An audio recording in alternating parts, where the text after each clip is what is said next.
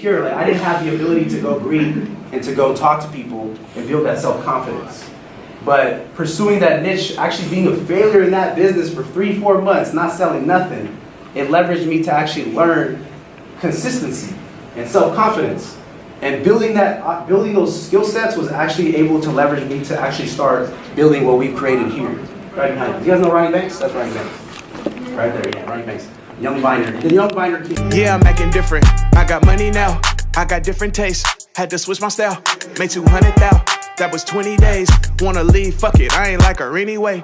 I'm in a black bat. These niggas lack swag. The hater took a toll on me. Need a fast track. Fuck slowing down. They tell me take my time. That Hurricane, that McLaren, I can't make my mind. I got the city locked. I took too many shots. She lucky if she gets some motherfucking Jack in the Box. She told me lower at the top. What are you trying to learn? What are you trying to incorporate into what you're doing that's going to enhance me?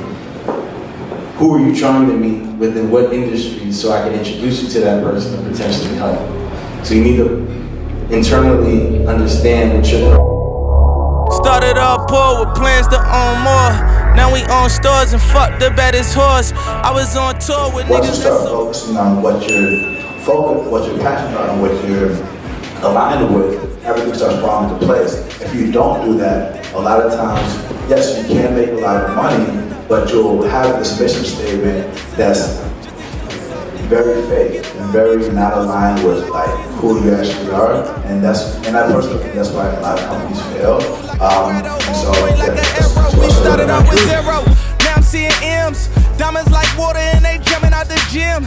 Shooting like Harden if your head was the rim. Cause niggas wanna line me like a shape up in a trim down. Back when I was broke, they was cool with it. Now every move I make, I'm in a new. Money on the table, ain't tryna play with you. What you got for a player right now? Got her hands on me, got bands on me, got bands on me right now. Money on the table, ain't tryna play with you. What you got for a player right now? Got her hands on me, got bands on me, got bands on me right now. Right now, right now, right now. Like I'm the person that knows how to go into people's houses, like right here, networking in studios, and just being like, hey, would you be down to do this? Like that's my skill set. I'm a boss in that avenue. You see what I'm saying? You know how much the workshop was? It was like $500 just to be in there, right?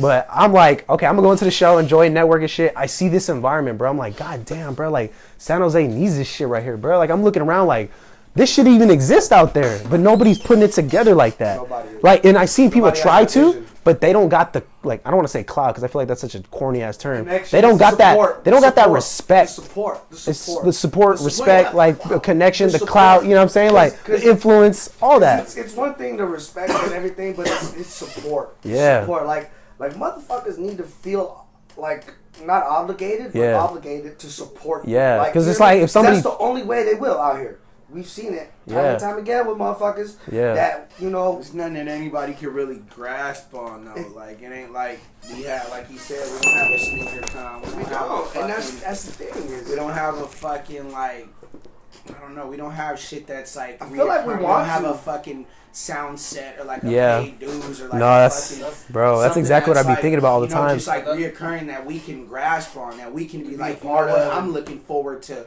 the sneaker con in the Josie, or I'm looking forward to the paid dues and out here. I'm looking forward to becomes a cultural event. Whatever, it becomes an event for the. We got like Summer Jam, which everybody in the world has. I think it goes down to that. It's not so much as people won't support, but we don't really have nothing to support. Exactly. Yeah. You're right. So you're right. And you're right. And it's not a nigga who can be like the first, like, okay, if this is my shit, like, fuck with me. Like, okay, we gonna take this shit, like, we gonna make our own fucking paid dues, our own fucking. There isn't. So for street fair or whatever the fuck, and you know what I'm saying, we gonna do our own shit, and everybody needs to be a part of this. Like, you know what I'm saying? If you wanna, okay, look, we did this for a couple years, you wanna start your own, I'm gonna support him. That's how it's supposed to be. That's how it should be. Paid dues and like Rock the Bells and all that shit is based off of Soundset. Soundset's like almost 25 years old. And that shit's actually made it a little like more.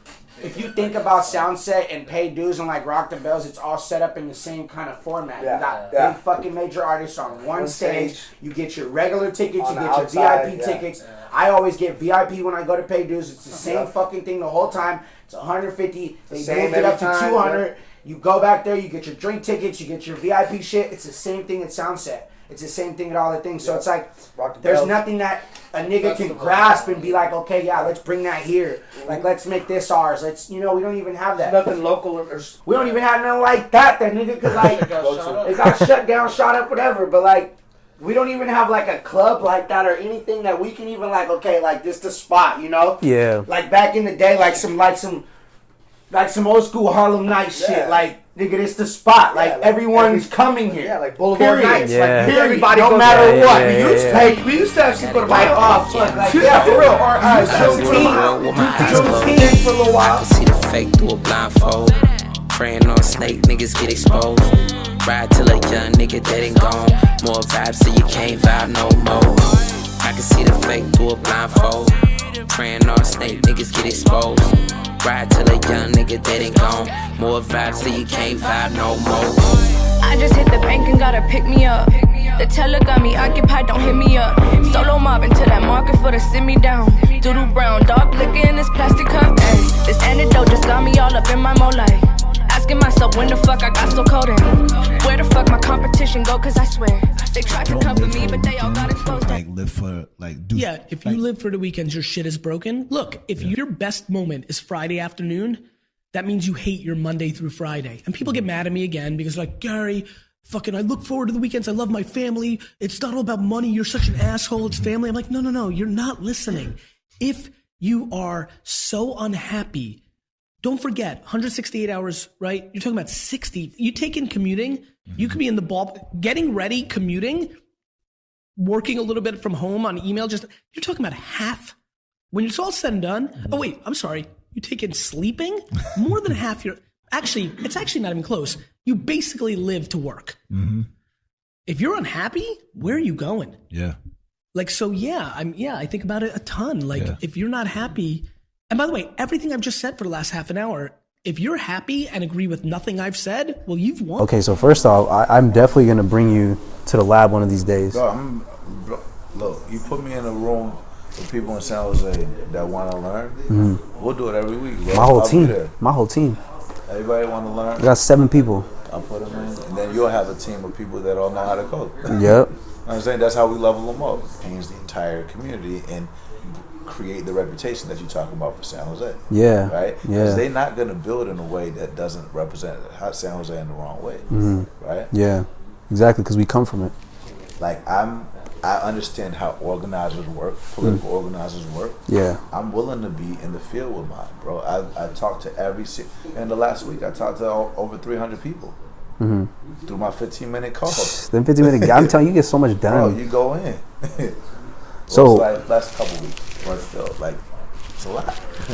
I really want to ask you this. So like, when you started being an entrepreneur, you were working full-time, part-time, whatever, right? Mm-hmm. So like, when did you realize that? Because I'm pretty sure you were doing something consistently to a point where it's like you started seeing the same results. Like you were progressing, but like little bits and pieces, right? At what point did you realize that this was actually going to be something that you really wanted to emphasize on to the point where it was going to take off, or you knew it was going to take off?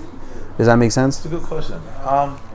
Because I feel like that's a lot of people right now. Like they are doing it for years, but they don't know if this is like your self-awareness. Like, do I suck at this? Do I not gonna do it? Or is it just too early to realize that it's too early to fail? Yeah. You know what I mean? Like right now, I feel like it's too early for me to say Emlyn has failed because I just got a promotional opportunity with E40 and Andre Nicotina and all these other people that are getting in it's like networks every day. Yeah. So it's like I can't say it's gonna fail because it's too early.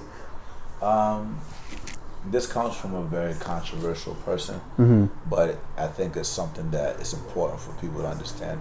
It's competition is for losers, right?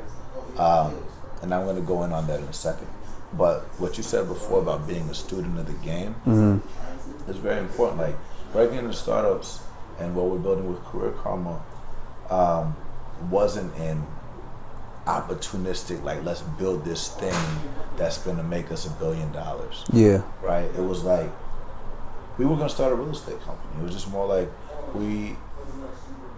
in our free time, this is what we did all the time. Yeah. And we wanted to study the people, talk to the people to understand what their biggest challenges were. Yeah. And then we loved helping them with those challenges and helping them place their energy in the right places. Yeah. And as you think about that, essentially we were the product. Yeah. We still are the product. And as we continue serving the people and helping the people, not just for entry level jobs, but mid and senior level jobs, we're able to build tech tools that help us be more efficient at what we're doing, because like what we're doing right now isn't scalable. There's this thing called doing things that don't scale. So as you start studying the game, not just on the user level, also on the different factors, the different stakeholders in the game. See you later. Right, that's me. Also the different stakeholders that are in the game. You'll start understanding all the different gaps. Like some people say this, like if you are operating in a large space where there's no competition, there's trouble, right? But if you see, because you would have to create that industry yourself. Yeah. But I actually don't fully agree with that. But like San Jose would be a good example. Yeah. But if you see all the people, exactly, San Jose is a great example. If you see all the competition that's in the space and see where they're weak, you have an opportunity to create something that other people aren't doing. Yeah, filling the gaps. For us, like we understood that it was an interconnected solution to a complex problem. A lot of times when people see a crowded space, they just want to follow the recent trend, like we're the Uber for X, or we're the Airbnb for that, right? But if you can create your own lane, it's different. Like for us, everybody tried to get us to only focus on people that were ready for jobs right now. Yeah. Like doctors, bankers, all these other people. Hold on a second. I got another person. No, you're worse. Hello? But they're going to get jobs already. Yeah, exactly. It's on a given. their own or without me. It's a given. I want to help the people that's going to be very difficult for them to get jobs. And plus, they'll be hungry. They're going to be hungrier. That's the 99%. That's most people, right? If I help most people get their skills that they want, that's a big challenge, but it's also less competition. If you think about Elon Musk, right? Elon Musk is creating reusable rockets, slashing space costs by 90%. It's a very difficult problem. Yeah. How many people are going to go against them? Not many. Only a few. And even if you have like a few players going against you, that's fine. But like you got to establish escape velocity. Yeah. Right. So for us, we're like, all right, well, we're going to focus on what the real people that are going to have trouble trying to get in. Yeah. We're going to give them the guidance, and manually we'll figure out different things that we got to do, and we'll eventually build tech on top of it. Yeah. One of the biggest issues those people had was knowing the information. So we created the information through articles, audio, video. I know this is a super long answer to your question. No, this is great. But, that's what we did. And then we started getting all these emails that we couldn't respond. So Timur, who's right here, he built a chat bot. So it would get a sense of who are you? What do you care about? What do you want to do? What do you want to learn? Boom, point you to the teaching program for the job that you want. Yeah. All right. You don't have the money? Here's a place where you go to get the money. Oh, you need a loan? All right, here's a place you can get a loan. You need deferred tuition? Boom. Blah, simplify blah. it. So we would just create the system to do that. Then we realized that they still need a support network, right? Yeah. So we built a support network, and we're doing it manually right now, or people are coming to the office, but we're also building a tool online where we got the community. Yeah. So you can find other people like you. So it's like an ecosystem. They're doing their thing, and eventually, whatever career path that you want to do, whatever got all location the outlets for it. You're gonna find your people, and you guys are gonna have your buddies, because your best, if you acquire a skill in isolation, can be lonely. We talked about mental health earlier, right? But if you acquire a skill that's difficult with friends, you tend to find your best friends. Yeah. And that's why people always talk about the best co-founders come from college. We talked about this yesterday at the workshop too, right? So it's dope that you emphasize on that, building a bridge between the gaps, because I was watching Nipsey Hussle's interview for Hot 97, and he was talking about how the workforce is going to become more intense because the technology is going to be eliminating the jobs. Nipsey right? said that? Yeah, Nipsey said that. Nipsey's very intelligent. I didn't know Nipsey knows about that. No, Nipsey's intelligent, and that's why I'm really glad that we talked about this, because this might give you an idea, and maybe this might be where I fill in that gap. So Nipsey was kind of explaining that, saying that the jobs are getting more intense. So he invested into this company called Vector 90, which is a WeWorks in another word. But it's a co-work space where entrepreneurs from South Central can rent the space, but also the ground level. I forgot the names of the ground levels, but basically he says that it's like a science and a math center where people can learn and get educated, exactly what you guys are doing. That's hella dope. Yeah. I mean, if you look at WeWork right now, WeWork just about Mission U. who the CEO was on our podcast. They bought Flatiron School, Nice. which is a coding bootcamp, and they bought Meetup.com. And they're like, there's a lot of energy in this future workspace that you're talking about. So this Vector 9 thing sounds very interesting. Yeah. People were like, so are you guys building Breaking Stars and Career Commons so you get acquired by these guys? I was like, nah, like, eventually we might buy WeWork. Like, that's how we think, bro. Like, bigger this scale. is not a acquisition to get rich type of thing. Like, I want to solve all the issues related to the fourth industrial revolution. Yeah. And I want to help 1 billion people in my lifetime. Yeah. No, that was a real goal. Yeah. And that's like the 10x strategy that Grant Cardone talks about. Is about I mean, that's why our name is Everest 10x. Yeah, bro. That's smart, bro. That's what I'm saying. Like, I feel like we've learned from similar entities. And but back to like Nipsey Hussle, the reason why he was so influential and why he did it is because from where he came from, he was putting people on education about tech. If you watch that whole interview, watch it when you get some free time. Which interview is this? It's Hot 97, Nipsey Hussle's interview. This is like during the launch of his album, The Marathon. And bro, he was putting everybody on game about. He's super smart. He was talking about the pyramid of resources. How if you look at the pyramid of resources, the main element is food. Talking about the Maslow's hierarchy of needs. The pyramid. So my first blog post. Hey, how you doing? We good? Hello. How are you, Hi, Brandon? Brandon. Sorry. Nice to meet you. I look so crazy. You look great. I like that jacket. 24 hours. Like 2 seconds. So it's crazy that you bring this up because in the first blog that I wrote, when I talked about the companies that I want to focus on, I wanted to focus on companies. This is the company I wanted to work for first. Companies that were solving a problem further down Maslow's hierarchy of needs, like you said, food, shelter, financial security, like things that are really essential to your needs. A CEO that has the problem themselves, a team that's done it before, Series B or below, backed by top tier investors, in a place where I can learn. The reason why you want to focus on that pyramid is because most things that have been created by tech are BS. It's like nice to have. Yeah. It's not need to have. Yeah, it's a level of aristocracy. Yeah, so if you think about the economy, there's cycles, right? So things are good, things are bad. So in a bear cycle, so there's bulls and bears, right? A bear cycle, right? When things are down, the things that are nice to have, nobody's gonna want to use the nice to have stuff. They're gonna want to use the need to have stuff. Exactly. That's not going away. Yeah. Right? And so that's why I focus on that, and I love that Nipsey would focus on that too, because like that's the type of things that I think San Jose can build, because like San Jose knows what the people need. Yeah, everyone does. The people that can solve those problems are the people that have been through it. Like that. I think I'm gonna end it off on this note.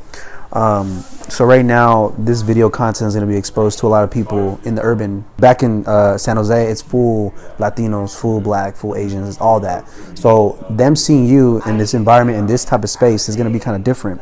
And the reason why I emphasize on like minorities and ethnicities, because our culture, we take a lot of pride in our culture, right? Because I'm pretty sure you said your mom's Cuban, right? So I'm pretty sure you eat Cuban plates, you go to Cuba and all that. Every Tuesday. Yeah. We definitely like got the salsa playing here all the time. Yeah. Cigar bar on Saturdays. It's a good vibe. It's definitely part of the culture.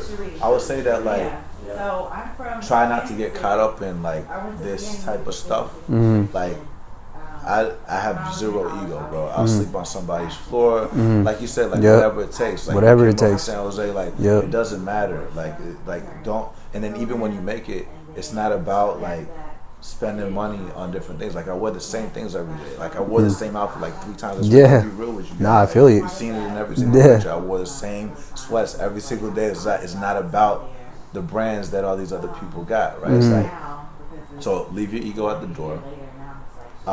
Don't focus on transactional relationships, right? Because it's important to think about how can we exchange value if money didn't exist. I like how you say that. Yeah. Focus on skills.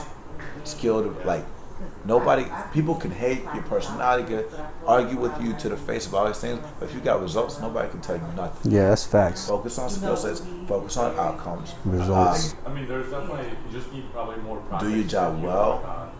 Know how the money moves. Always keep the door wide open. You heard the 444 album? By Jay-Z? Yeah. Nah, I didn't. To be honest, well, he says about how it's like what I look like drinking Beverly when Puff got Ciroc. You know, like we're supposed to be supporting each other.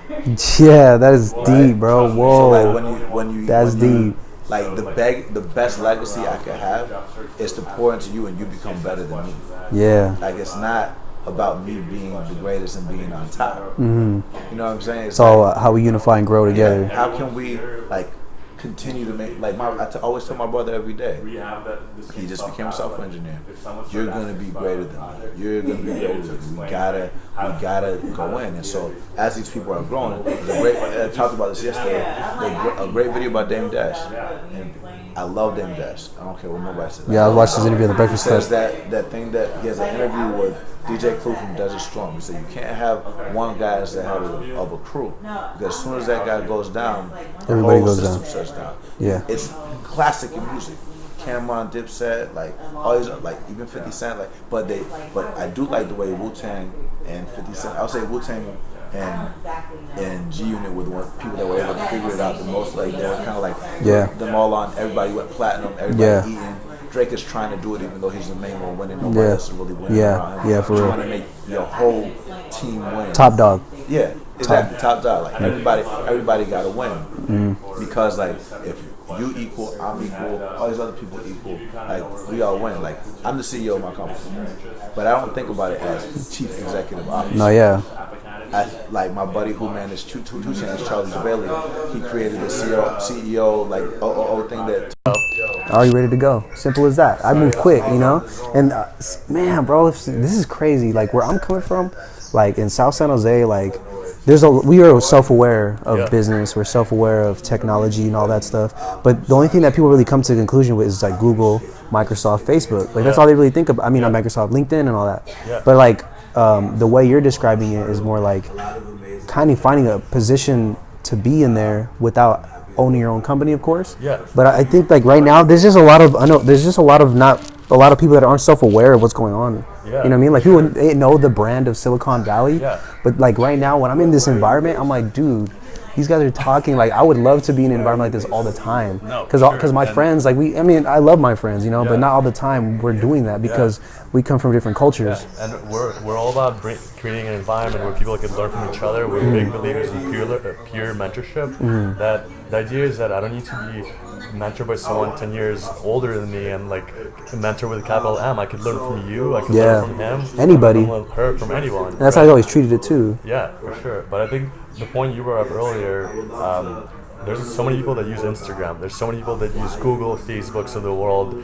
They consume the content nonstop every single day, but they don't think about what it takes to build these platforms, right? They don't see themselves building them, and that's a huge problem because tech is eating the world. Like all the industries are getting disrupted by tech right now, and unless you see yourself as a creator, not just someone who consumes content, but actually can build these platforms, you're gonna miss out on a huge opportunity over the next 20 and 30 years. If you think about companies like Dropbox, Snapchat, Twilio going public, it's created like more millionaires than like any other industry. What I'm surprised about is that people are not asking themselves, how do I position myself to be part of those teams that when these companies do succeed and go public, that I could also play a role and benefit from their success. So what do you mean by like go public? Because people watching right now, they're gonna be like, what do you mean by go public? Yeah, so if you think about it, like there's a lot of like LinkedIn, Facebook, a lot of the like big tech companies, the ultimate goal, when people hear venture capital, they may have like different association of basically investors will invest in small companies, and the end goal is to have this company be listed on a stock exchange or get acquired by a bigger company. So for example, LinkedIn a couple of years ago got acquired by Microsoft. So all the investors, all the employees, the founders, everyone that was involved in building this product benefited and became millionaires, right? So what a lot of people don't I guess I see what you're saying, like the equity. You're talking about people that contribute and hold equity. Yeah, the investors in this business, and as an employee, you get rewarded with stock and equity. So let's say you join LinkedIn when you were employee number 5 or 10. It's like Emlyn, for example, like what I'm doing. Yeah, exactly. And then, like you're a small startup now. You have a mission. You're planning to change the world. If I'm someone who wants to like make a big impact and also benefit financially, like I should join your mission, help you build it out, and then 5-10 years later, when you become successful, another business will pay you billions of dollars to acquire you. Right? Yeah. So It's very interesting. Yeah, so you want to think of it not from perspective. I'm gonna be the CEO. I'm gonna be the one person team. What you want to do is join other people that are mission driven, join their teams, and build together. Because by building together, you're gonna discover so many things you didn't know, and position yourself to actually benefit from when these companies do have a big event where they either get acquired or they go public and everyone becomes rich. So what's really interesting about this specific topic right now is that okay, because remember we're two separate industries, right? Tech and then urban, right? Yeah. In urban space, I feel like that the philosophy that you guys apply is impossible for that space. Because what I'm mentioning is that you guys are integrating talent together. You guys are working together. That is a common problem with egos. You see what I'm saying? So how did you allow your ego to be put aside and willing to work with another person? Or as a whole, for all you guys? I think a lot of people, you start out thinking kind of for yourself. I think it's almost instinct,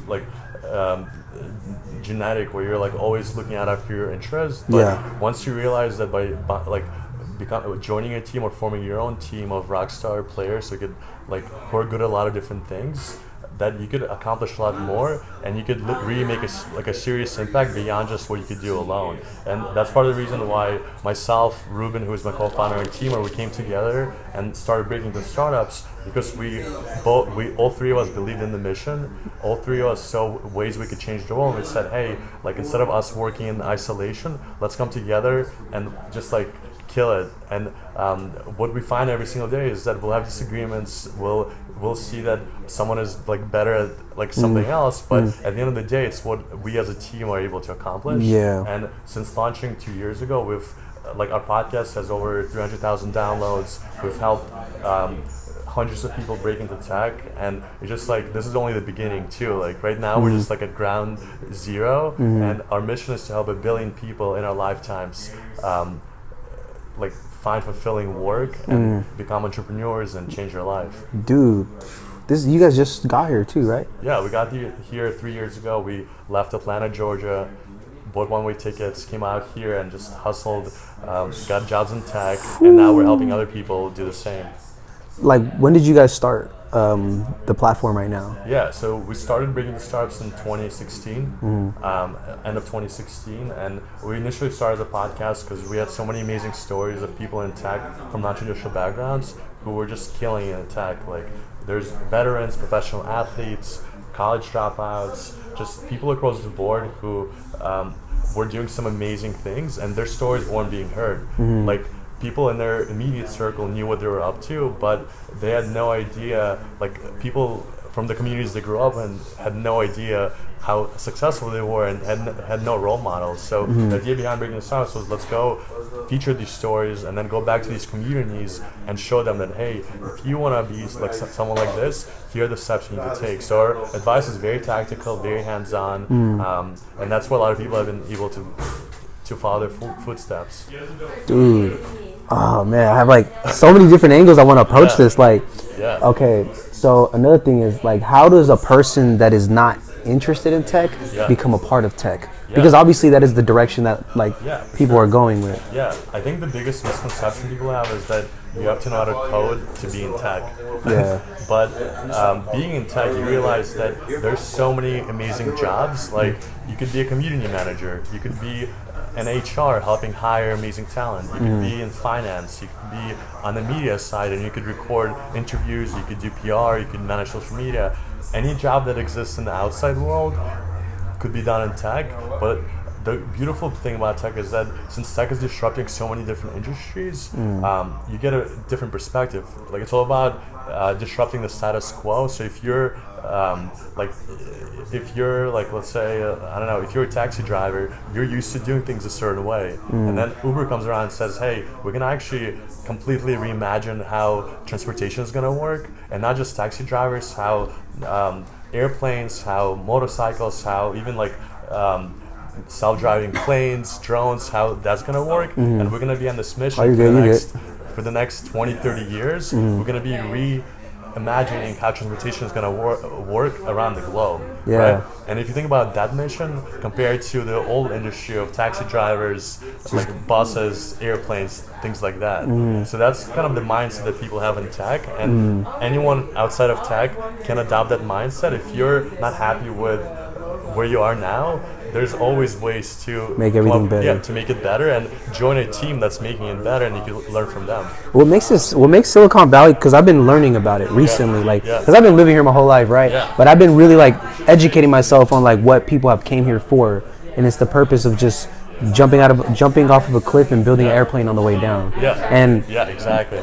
that's like the first step. Yeah. So like, what was the most difficult part for you to take that first step? Yeah, so before I got into tech, I was in finance. So since I was a little kid, and I come from an immigrant background, so as an immigrant, you're always told like become a doctor, a lawyer, a banker, right? Yeah. So I grew up in New York originally, and I was like, I want to be on Wall Street. I want to be a stock investing in stocks. That's what I want to do, and I kind of blindly followed that passion for all the way throughout high school, college. I like how you said blindly. Yeah, blindly. I didn't really evaluate whether that's something I want to do. Yeah. I just kind of followed the money, right? Yeah. And then I got into the real world.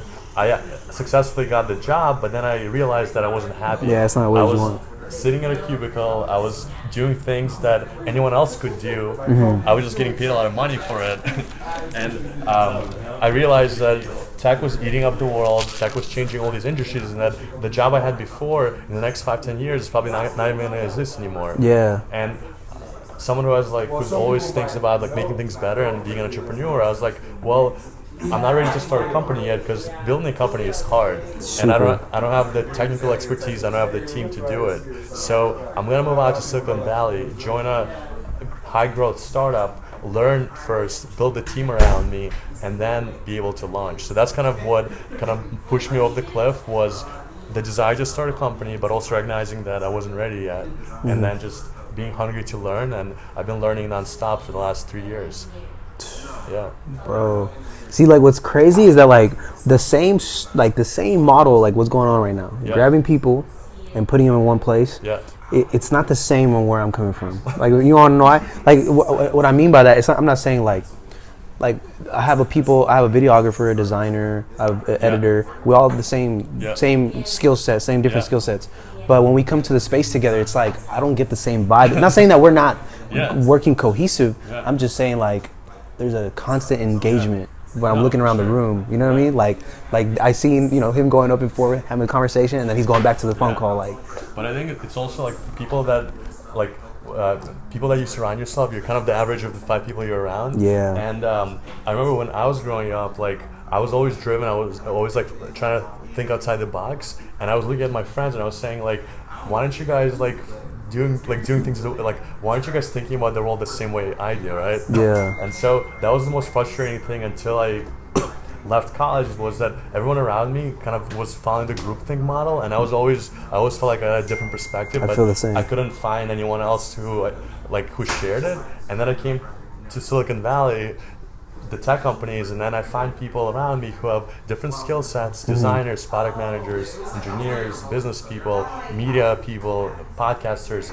And one thing they all have in common is that that zeal to look at the world in a different way, and everyone kind of appreciates that about each other. And like, I'm willing to listen to your point of view. I expect you to listen to mine. Yeah, and of then course. we'll work together on building something amazing. And everyone in this room, everyone is working on their goals, but we could all identify with our passion for what we're doing. That's why we're all like super engaged here, because like he might be learning how to code, she might be learning how to do design, but we all know that we're here because we're mission driven. We want to change the world, and we're just gonna put our heads down and work together. Man, bro, yeah, I'm amazed by everything around here. I'm still like embracing all this right now. Like for me, because like I learn a lot. Like I read, I listen to a lot of podcasts, I watch YouTube. Like I just put myself in a position to be a sponge, right? And like how you said, you learn off everybody you meet. Yeah. And I've caught because I travel a lot too. I go to Arizona, Vegas, LA. Like I go to trade shows. I go to, and I find the entrepreneurs like in my realm now, right? Because you'll be surprised. Do you know how many kids are making like $10,000, $15,000 on average on a transaction on a show? Wow. Like trade shows? SneakerCon. Have you heard of SneakerCon? Yeah. So it's like a big sneaker convention, right? When I first went there for the first time, this is when I started my business, right? Yeah. I got robbed. I got jumped. My car got broken into. Dropped out of school. I got kicked out of my house. All this stuff happened the same month, right? And I was like, I'm not feeling myself. I don't feel like I'm okay. Like I need to just get away from everything. So I went to LA. I drove by myself out there. My cousin, he does implant surgery for like famous people. So like Bryson Tiller, Kanye West, like he does their hairlines and stuff. So he was telling me that SneakerCon was gonna be in town. It was the first time it was free, right? And when I went out there, I was just mind boggled. I was like, bro, I see 16, 15, 18-year-olds making tremendous amounts of money, and I'm just like, bro, like I'm struggling at home, I'm going home with $800 check, and I'm thinking that's hard work, right? When I went into that environment, because LA kind of has that high pace too, like everyone's actively doing things as well, but more like in the urban side of things.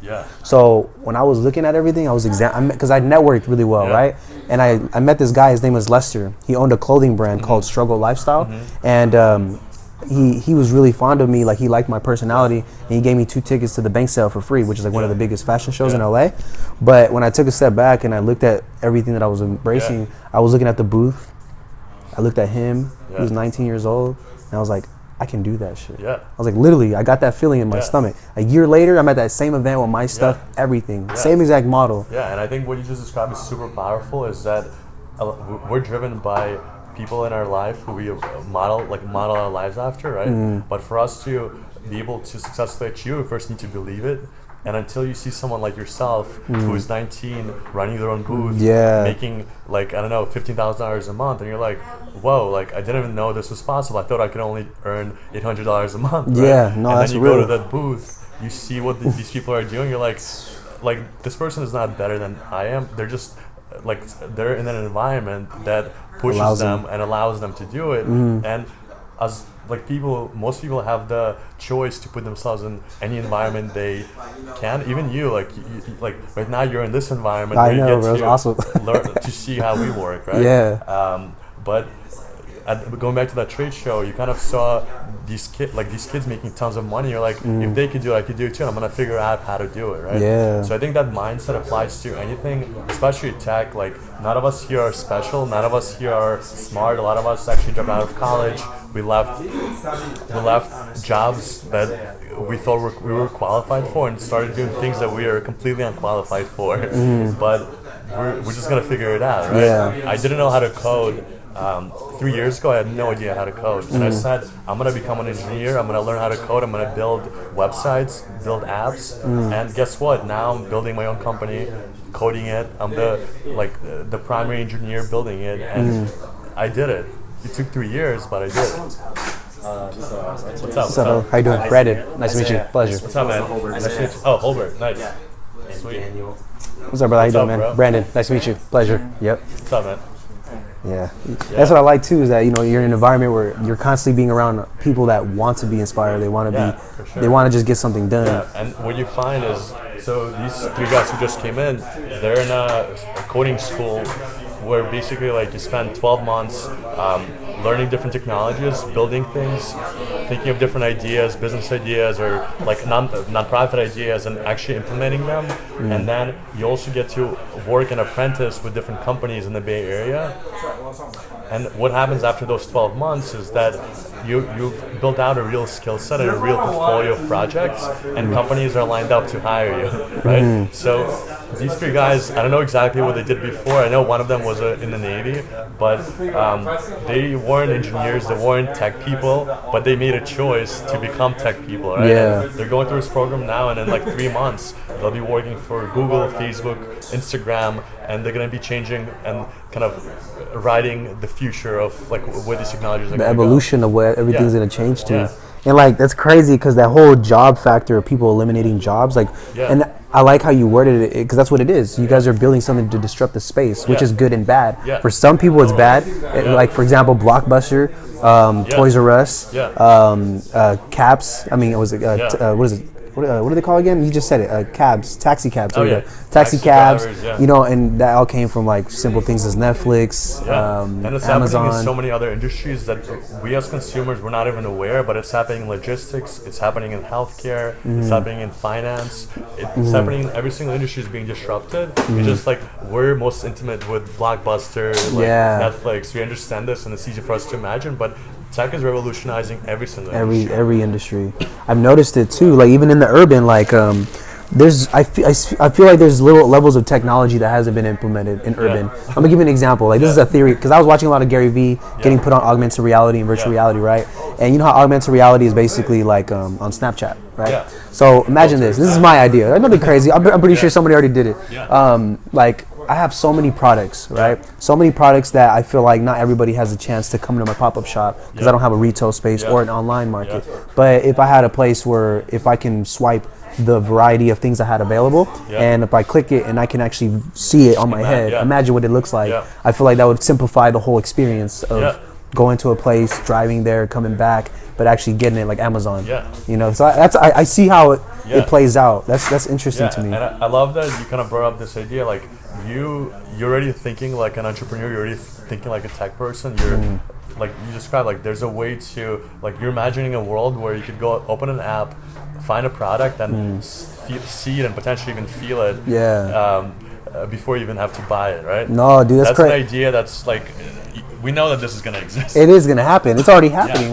But it's crazy. Like, have you seen Planet of the Apps? You know that show that Gary Vee was on? I watched the first episode. You know when he had the furniture? It's the one with Will I Am too, right? Yeah, Will I Am, Jessica Alba, and the girl from Iron Man. Yeah. That's all I know. But this idea is dope, right? The question now is like, how do you implement it, right? How do you build this app? And so most people think, I have this wonderful idea, right? Now I'm just gonna like go on some freelancing website, and find a freelancer, pay them $1,000 and they'll build it for me, right? No. But that's not how tech products work, right? And a lot of entrepreneurs, when they think of these ideas, they get excited about it. But what they fail to realize is like you need to put together an amazing rockstar team that's not only going to deliver the product, but they're going to be amazing marketers, amazing like financiers, amazing operations people, and over the next 5 to 10 years, maybe they'll be able to successfully deliver it, right? Yeah. So that's where the barrier is. Yeah, that's the barrier right now. But